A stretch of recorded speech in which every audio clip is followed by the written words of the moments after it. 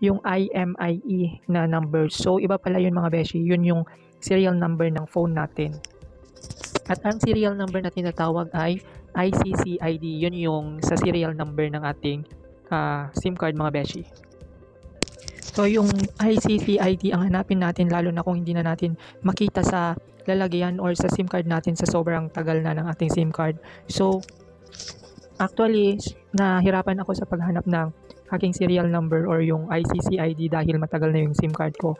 So ito lang yung app na nakapagbigay sa akin ng ICCID ng aking mga numbers. So tuturo ko sa inyo mga beshi.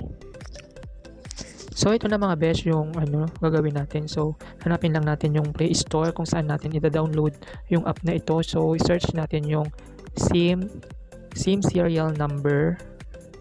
Ayan, yung may ICCID.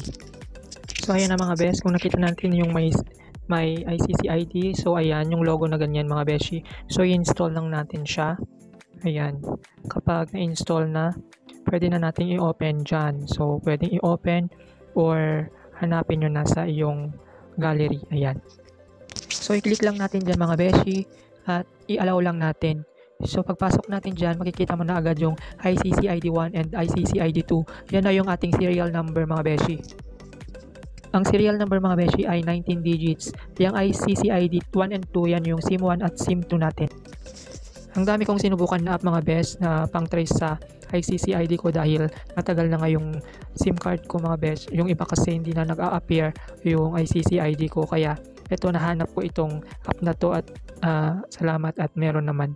So ayan na lang mga beshi. So kung nagustuhan nyo yung video ito, pa-like and subscribe naman sa aking channel. So ayan, thank you so much.